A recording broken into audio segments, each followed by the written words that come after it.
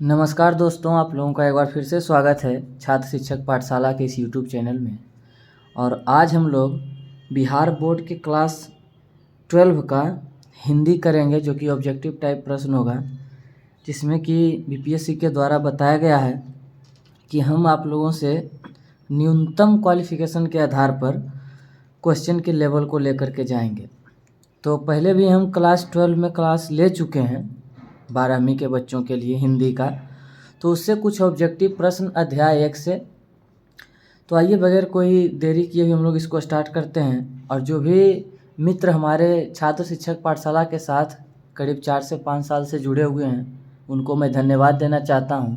और जो नए लोग इस बार जुड़ रहे हैं, तो उनको ये बात बता देना चाहता हूं कि स्पेशली हम लोग माध्यमिक स्तर के तैयारी करेंगे, जिसमें कि हिंदी का स्पेशल तैयारी होगा 100 नंबर का, और अंत में या फिर कुछ समय के बाद सामान्य ज्ञान की भी जानकारी हमारे द्वारा आप लोगों को दी जाएगी। तो आइए इसको स्टार्ट करते हैं।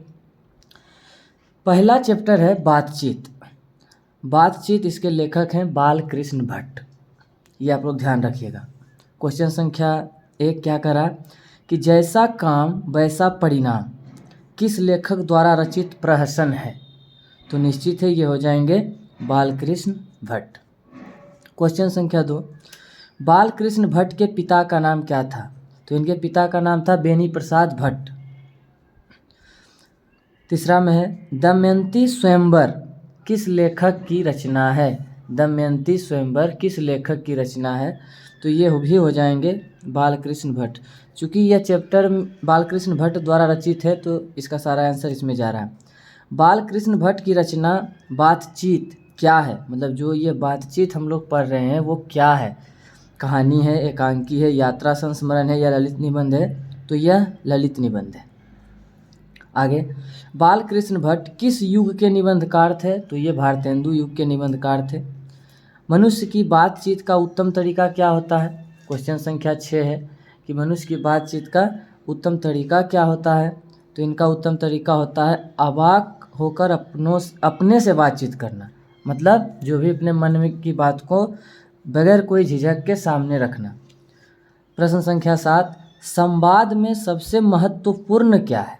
जब दो व्यक्ति आपस में बात करता है तो उसका महत्वपूर्ण उसमें क्या है। तो देखिए ऑप्शन दिया गया तर्क, जिज्ञासा, आत्मीयता और प्रभावपूर्ण भाषा।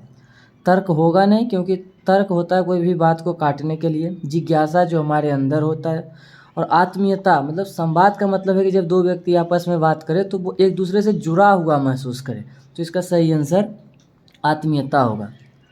प्रश्न संख्या 8, जो कि बीपीएससी के माध्यम से अगर इम्पोर्टेंट देखा जाए तो यही इस टाइप के प्रश्न वो बार बार पूछते हैं।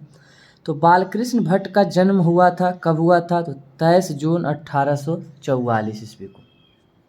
प्रश्न संख्या 9, संयोगिता स्वयंवर रचना है किनकी। संयोगिता स्वयंवर रचना है किनकी। तो यहाँ दिया प्रश्न श्रीनिवास दास की, लेकिन इसको थोड़ा सा हम लोग रखेंगे कि ये कमेंट में आप लोग बताइएगा कि कौन इसकी रचना किया है। प्रश्न संख्या 10, कौन सी रचना बालकृष्ण भट्ट की नहीं है। देखिए इस प्रकार के टाइप के क्वेश्चन में हम लोग को याद रखना है कि कौन सी रचना इनकी है। जैसे कि ऑप्शन दे देगा, 3 ऑप्शन दे देगा, उसमें देगा कि इनमें से सभी।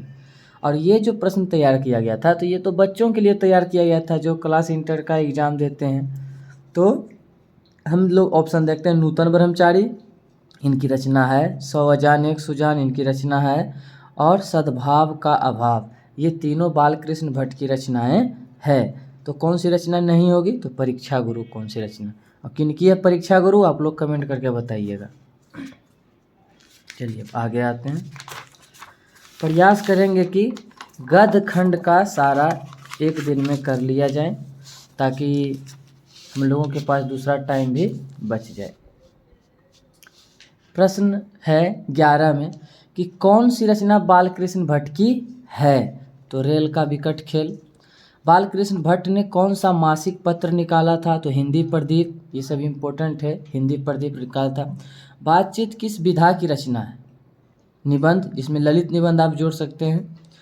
रॉबिन्सन क्रूसो ने 16 वर्ष के उपरांत किसके मुख से एक बात सुनी। तो फ्रायड। रॉबिन्सन क्रूसो जब ये कहानी पढ़िएगा तो इसमें बताया गया है कि एक बच्चे को जंगल में रख दिया गया था बचपन से ही, तो वो उसका समाजीकरण ठीक ढंग से नहीं हो पाया, और चूँकि वो जानवरों के बीच रहा तो वो जानवरों जैसा चलने लगा। और एक बच्चे को एक डॉक्टर के यहाँ रख दिया, जो कि वो डॉक्टर बन गया और अंग्रेजी बोलना स्टार्ट कर दिया। तो बच्चों पर समाजीकरण का असर पड़ता है, हम जिसको जिस भी जगह पे छोड़ देते हैं वो ऐसा बिहेव करने लगता है। क्वेश्चन संख्या है 15 कि बातचीत शीर्षक निबंध के निबंधकार कौन है? ये बालकृष्ण भट्ट जी हो जाएंगे।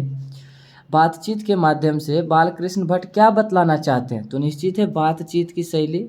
इस चैप्टर को अगर हम क्लास में अगर इसको पढ़ाएंगे तो आप लोग इसे देखिएगा कि अलग अलग प्रकार की बातचीत को इसमें रखा गया। एक पूछेगा आप लोगों से कि राम रमौअल का अर्थ क्या है? इस चैप्टर के बीच का प्रश्न और बहुत ही इंपॉर्टेंट है। तो राम रमौअल वैसा बातचीत होता है कि जिसमें आप लोगों के बातों का कोई अर्थ ही नहीं निकलता है, कोई भी मतलब मजाक करने के व्यू से हम उसे बातचीत को करते हैं। आगे 17 बालकृष्ण भट्ट को किसने अंग्रेजी साहित्य के एडिशन और स्टील की श्रेणी में रखा है? कुछ कुछ प्रश्न को VVI करेंगे, तो अगर आप लोग उसको नोट करिएगा तो निश्चित ही वो परीक्षा के दृष्टिकोण से इम्पोर्टेंट होंगे। रामचंद्र शुक्ल भट्ट जी को किसने अंग्रेजी साहित्य का एडिशन और स्टील की श्रेणी में रखा? तो रामचंद्र शुक्ल। अगला बालकृष्ण भट्ट का निवास स्थान कौन सा है, मतलब उनका घर कहाँ था? तो इलाहाबाद उत्तर प्रदेश। और जब हम पिछले बार तैयारी कर रहे थे तो आप लोगों को बताए थे कि अधिकतर जो लेखक उनका गृह स्थान उत्तर प्रदेश ही माना जाता है, क्योंकि वहाँ पे साहित्य का बहुत महत्वपूर्ण योगदान रहा है। लेकिन फिर भी आप लोग इसको देखिएगा, इनका हो जाएगा इलाहाबाद उत्तर प्रदेश। बालकृष्ण भट्ट ने किस पत्रिका का संपादन किया? हिंदी प्रदीप। देखिए रिपीट हो रहा है यह प्रश्न। 20 में है बालकृष्ण भट्ट ने हिंदी प्रदीप नामक मासिक पत्रिका निकालना कब प्रारंभ किया? ये डेट इम्पोर्टेंट है। तो 1877 याद रखिएगा कि बालकृष्ण भट्ट जी ने 1877 में हिंदी प्रदीप नामक पत्रिका का शुभारंभ किया था। कौन सी रचना बालकृष्ण भट्ट द्वारा रचित नहीं है? मतलब हम लोगों को याद रखना है कि कौन सी है। तो कौन सी है? बालकृष्ण भट्ट द्वारा कौन सी रचना इसमें रचित नहीं है? इसमें दिया गया मेघदूतम। तो मेघदूतम किसकी रचना है? तो ये देख लीजिएगा, मेघदूतम कालिदास जी की रचना है। ये टॉपिक से हटके हम आपको बता रहे हैं। बाकी ये तीनों ऑप्शन पद्मावती, बेनी संघार और मेघनाथ वध, ये तीनों रचनाएं किनकी है? बालकृष्ण भट्ट की। आगे कौन सा उपन्यास बालकृष्ण भट्ट द्वारा रचित है? प्रश्न संख्या 22 ये कौन सा उपन्यास बालकृष्ण भट्ट द्वारा रचित है? तो मैला आंचल ये तो नहीं है। गोदान ये भी नहीं, प्रेमचंद्र जी का है ये गोदान। आप लोगों को पता है कि मुंशी प्रेमचंद्र कलम के जादूगर माने जाते थे। तो इसका सही आंसर हो जाएगा 100 अजान एक सुजान, जो कि इनकी रचना है बालकृष्ण भट्ट की। नाटक के प्रारंभ में होने वाले मंगल पाठ को क्या कहा जाता है? कहीं पर भी नाटक होता है तो नाटक के शुरुआती दौर में मंगल पाठ गान किया जाता है, गणेश जी की वंदना की जाती है। तो वैसे पाठ को हम लोग क्या कहते हैं? तो नांदी पाठ कहते हैं उसे पाठ को। अगला प्रश्न संख्या 24 रॉबिन्सन क्रूसो को कब तक मनुष्य का मुख देखने को नहीं मिला था? अभी इसके बारे में हमने कहानी आपको बताया। 16 वर्षों तक उसे मनुष्य से दूर रखा गया था। प्रश्न संख्या 25 देखिएगा आप लोग, और अगर कुछ गलत लगे तो आप लोग कमेंट कीजिएगा। जो नए लोग हैं इस चैनल के साथ जुड़े हैं और सब्सक्राइब कर लीजिएगा, ताकि इसमें और अच्छे ढंग से हम लोग वीडियो बना सकें। अगर आप लोगों की सक्रियता इसमें देखी जाएगी तब आगे बढ़ाया जाएगा, नहीं तो हम खुद इस एग्ज़ाम में बैठेंगे परीक्षार्थी होने के नाते। तो आपको पता है कि इसमें पढ़ने के लिए बहुत सारे समय चाहिए, तो वीडियो बनाने का तो समय मिलेगा भी नहीं। तो इसीलिए आपकी सक्रियता हमारे मेहनत पर निर्भर करती है, और तब जा कर के हम आप लोगों के सामने कुछ प्रस्तुत कर पाएंगे। चलिए, जो लोग नए हैं इसको सब्सक्राइब कर लें और बीच में शेयर भी कर दीजिएगा, और मन होगा तो लाइक कीजिएगा। प्रश्न संख्या 25 बोलने से ही मनुष्य के रूप का साक्षात्कार होता है, ये किसने कहा था? बहुत ही इंपॉर्टेंट प्रश्न है। बेन जॉनसन इनका मानना था। इस पर थोड़ा सा हम लोग चर्चा कर लेते हैं। बेन जॉनसन का कहना था कि जब तक दुकान का जो शटर है वो शटर खुलेगा नहीं तो हमको पता नहीं चलेगा कि वो कोयले की दुकान है या सोने की दुकान है। उसी तरह मनुष्य हम उसकी शक्ल सुंदरता को देख करके कहते हैं कि यह बहुत अच्छा है, लेकिन जब तक उसका अपना मुख रूपी ज़ुबान जो मुंह को नहीं खोल पाता है तब तक हम उसके रूप का साक्षात्कार नहीं करते हैं। यह बेन जॉनसन का कहना था। वही इनका यहाँ देखिए लाइन सेम दे दिया कि बोलने से ही मनुष्य के रूप का साक्षात्कार होता है। साक्षात्कार का मतलब उसके दर्शन होते हैं। तो बेन जॉनसन। असल बातचीत सिर्फ 2 व्यक्ति में हो सकती है। ये 25 वाला VVI है। असल बातचीत सिर्फ 2 व्यक्ति में ही हो सकती है। किनका मानना था? तो एडिसन का मानना था कि जो इम्पोर्टेंट बातें होती है, जो विचारात्मक बातें होती हैं, वो असल में कितने व्यक्तियों के बीच हो सकती है? तो 2 व्यक्तियों के बीच हो सकती है। तीसरा है कि एडिसन के अनुसार असल बातचीत कितने लोगों के बीच हो सकती है? तो सेम प्रश्न को दिया है 2। बातचीत से प्रश्न संख्या 28, बातचीत से मन किस प्रकार का हो जाता है? तो निश्चित है कि अगर हमारे मन में बहुत सारी बातें हैं, अगर हम बातचीत करते हैं तो हमारा मन क्या हो जाता है? हल्का हो जाता है और साफ हो जाता है। आगे 29, किसके ना होने से सृष्टि गूंगी प्रतीत होती? निश्चित है अगर हम में बोलने की शक्ति नहीं होती तो सारा संपूर्ण ब्रह्मांड क्या होता? गूंगी बहरी प्रतीत होती। आगे है प्रश्न संख्या 30, इम्पोर्टेंट है कि आर्ट ऑफ कन्वर्सेशन। देखिए आर्ट ऑफ कन्वर्सेशन ये एक थ्योरेटिकल प्रश्न है, लेकिन पूछा गया है कि कहाँ के लोगों में सर्वाधिक प्रचलित थी? तो आंसर हो जाएगा यूरोप। लेकिन हम आप लोगों को बता देते हैं कि आर्ट ऑफ कन्वर्सेशन होता क्या है।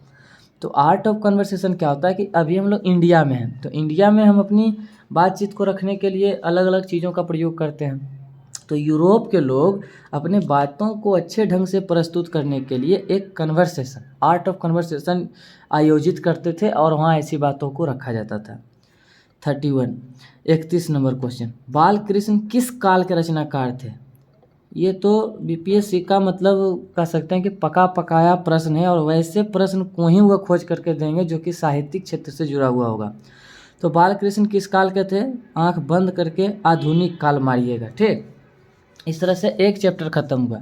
अब हम लोग सेकेंड चैप्टर में चलेंगे और हम लोग 5-6 चैप्टर कर के इसको ख़त्म कर देंगे, और आपके प्रतिक्रिया पर निर्भर करेगा। हम फिर से एक बार कह रहे हैं कि अगर आपका प्रतिक्रिया ठीक ठाक रहा तो हम इसको कंटिन्यू करेंगे।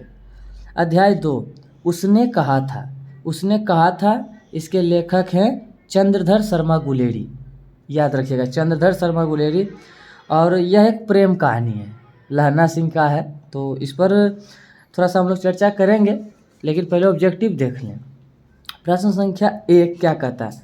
बुद्धू का कांटा। बुद्धू का कांटा किनकी रचना है? तो चंद्रधर शर्मा गुलेरी की बुद्धू का कांटा। चंद्रधर शर्मा गुलेरी किस सदी यहाँ होगा? देखिए किताब भी बहुत गलत छपता है, तो आप लोग इस पर ध्यान रखिएगा। किस सदी के प्रमुख लेखक थे? तो 20वीं सदी के प्रमुख लेखक थे। गुलेरी जी ने कुल कितनी कहानियाँ लिखी? तो गुलेरी जी ने कुल 3 कहानियाँ लिखी। याद करने में बहुत ही आसानी होगा। उसने कहा था, कहानी का नायक कौन है? क्वेश्चन संख्या 4, ये इम्पोर्टेंट। उसने कहा था, कहानी का नायक कौन है? तो लहना सिंह हो जाएंगे। निम्न में कौन सी रचना गुलेरी जी की नहीं है? ऐसा जब प्रश्न आवे दोस्तों, तो आप लोग ध्यान रखिएगा कि हमको याद क्या करना है कि इनमें से कौन सी रचना गुलेरी जी की है। तो प्रश्न के अकॉर्डिंग तो हो जाएगा हाड़े को हरि नाम, लेकिन हमको याद रखना है कि कौन कौन इनकी रचनाएं हैं। तो सुखमय जीवन, बुद्धू का कांटा, उसने कहा था, ये सारी रचनाएं गुलेरी जी की है, परंतु हाड़े को हरि नाम ये उनकी रचना नहीं है। क्वेश्चन संख्या 6, उसने कहा था कहानी है। क्या कैसी कहानी है? तो युद्ध की कहानी, बिल्कुल सही। दिव्य प्रेम की कहानी, एकदम बिल्कुल सही। प्रेम पर बलिदान होने की कहानी, बिल्कुल सही, इनमें से सही।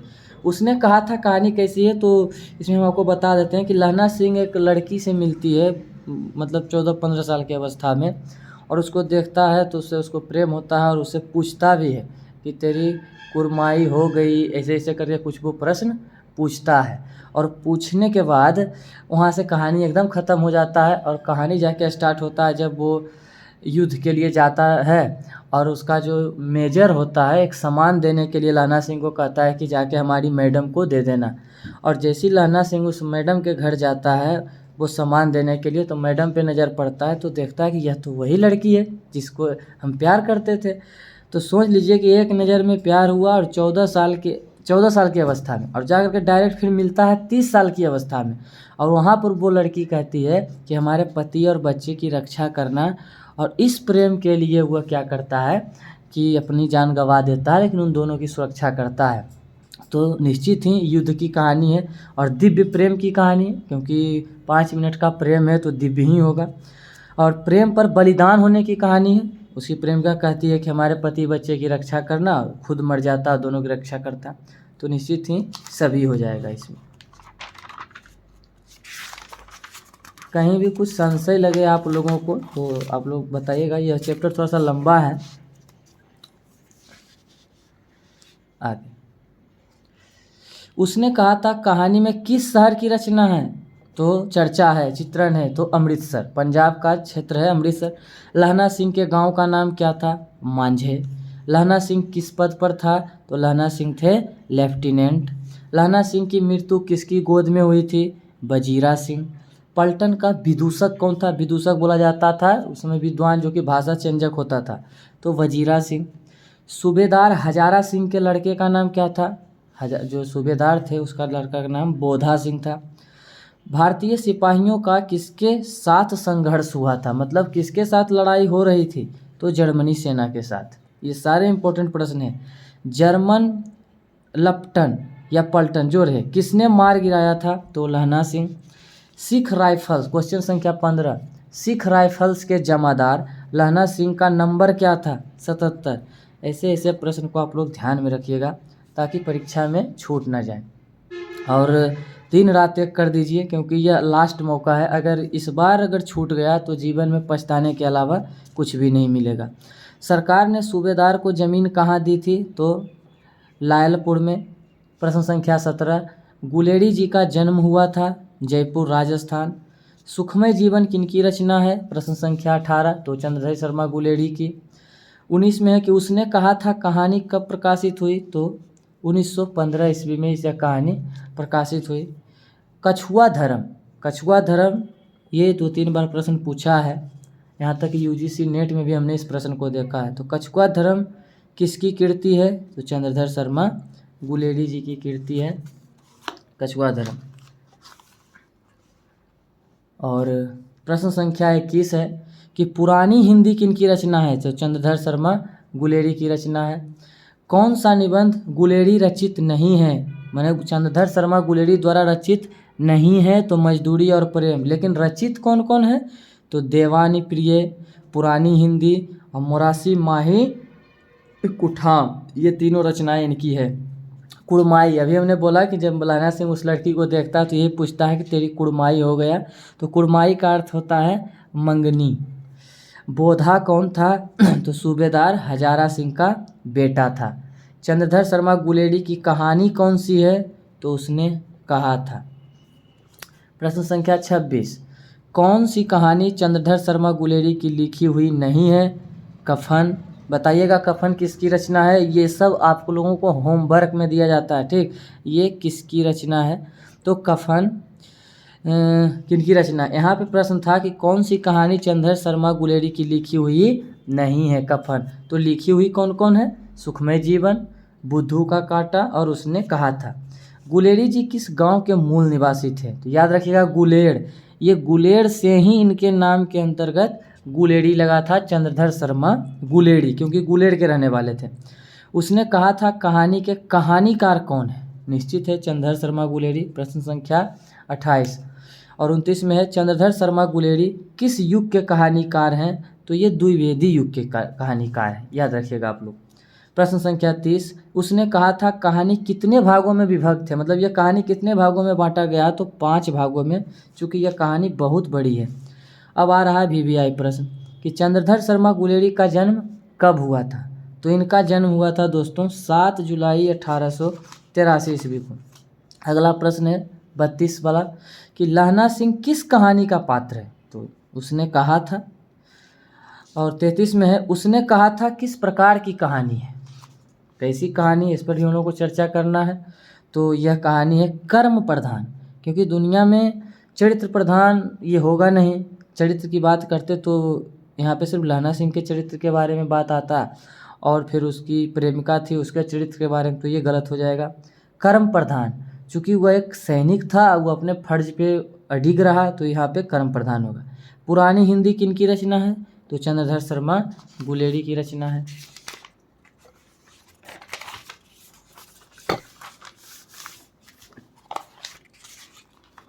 प्रश्न संख्या 35। आज हम लोग 2 ही अध्याय करेंगे और आप लोगों के रिएक्शन का इंतज़ार रहेगा, क्योंकि अगर 2 अध्याय का ठीक ठाक रहा तो आगे हम इसको कंटिन्यू करेंगे, क्योंकि वीडियो लंबा हो जाएगा। तो हम लोग आधा घंटा का ही वीडियो शूट करने का प्रयास करेंगे, ताकि आप लोग भी पढ़ें और हमको भी पढ़ने का मौका मिल जाए। कीरत सिंह कौन था? लहना सिंह का भतीजा। बहुत इंपॉर्टेंट है, याद रखिएगा आप लोग। बचपन में लहना सिंह लड़की से बार बार कौन सा प्रश्न पूछता है? वही लड़की जो अभी हमने आपको कहानी बताया। ये सारा कहानी मेरा पढ़ा हुआ है, क्लास 9, 10, 11, 12। अगर वहाँ से प्रश्न, जैसे बीपीएससी के अतुल प्रसाद जी ने बोला, अगर वहाँ से प्रश्न देते हैं तो हमारी गारंटी आप लोगों की 100 में से 70 प्लस प्रश्न तो हम खुद ही बना देंगे। लेकिन वो प्रश्न 9, 10, 11, 12 का होना चाहिए। और वो बोले भी हैं कि जो स्तरीय प्रश्न होगा, स्नातक स्तरीय, वो 20 से 25 होने चाहिए। तो निश्चित ही 70 प्रश्न तो बनेगा ही, अगर ऐसा होता है तो। बचपन में लहना सिंह लड़की से बार बार कौन सा प्रश्न पूछता है? तो यही कि तेरी कुड़माई हो गई। कुड़माई का अर्थ होता है मंगनी। लप्टन साहब सूबेदार को कितनी आदमी खंदक में छोड़कर जाने को कहता है? तो 10 आदमी। अमृतसर में लहना सिंह के कौन थे? मामा जी रहते थे उनके। और 39 में है, लहना सिंह सूबेदार को वापस बुलाने के लिए किसे भेजता है? तो लहना सिंह जो है सूबेदार को वापस बुलाने के लिए वजीरा सिंह को भेजता है। आगे 40, सूबेदारनी ने अपने पति एवं पुत्र की रक्षा के लिए किससे कहा था? देखिए, जो भी हमने बताया कि वो लड़की कहती है कि हमारे बेटे और हमारे पति की रक्षा करना, तो वही सूबेदारनी, सूबेदार की पत्नी हो गई है, तो लहना सिंह से वो ये सारी बात कहती है। लहना सिंह का सिर अपनी गोदी में लेकर कौन बैठा था? जब लहना सिंह की मृत्यु हो रही थी तो उसका गोद लेकर के सर में बैठा हुआ था वजीरा सिंह, याद रखिएगा। और 42 में प्रश्न है कि लहना सिंह के मामा कहाँ के रहने वाले थे? तो लहना सिंह के मामा अमृतसर के रहने वाले थे, तब नहीं ये अमृतसर गया था और वहाँ उस लड़की से मिला था 13-14 साल की अवस्था में। तो आज यह 2 अध्याय हम लोगों ने कंप्लीट किया। तीसरा है संपूर्ण क्रांति, जिसके लेखक जयप्रकाश नारायण है। तो अगर आप लोग चाहते हैं कि इस तरह से वीडियो आता रहे तो इसको शेयर कीजिए, लाइक कीजिए, और कम से कम इसको 1000 लाइक पहुंचाइए, तब जा कर के हमारा अगला वीडियो आएगा। और आप लोगों की गतिविधि पे हम लोग ध्यान दे रहे हैं। और हाँ, सामान्य ज्ञान के लिए काम बहुत स्पीड में चल रहा है। हम लोगों को 1 से लेकर के 12वीं तक का समान विज्ञान और सामाजिक विज्ञान दोनों करना है। कुछ बिहार के भी प्रश्न हैं, लेकिन पहले माध्यमिक स्तर पे ज़्यादा फोकस रहेगा। और कल इंटरव्यू में बोले भी हैं बीपीएससी के चेयरमैन कि 6 to 8 का इसमें कुछ भी नहीं है, क्योंकि 6 to 8 का उनके पास रिक्ति आई ही नहीं है। तो दोस्तों, आप लोग चैनल के साथ बने रहें, और नए हैं तो इसको सब्सक्राइब जरूर कर लें। जब तक के लिए पुष्पराज कुमार, धन्यवाद आप लोगों का कि हम लोग के साथ आप लोग जुड़े हुए हैं। और एक बार फिर से आप लोगों से विदा लेते हैं। जब तक के लिए धन्यवाद।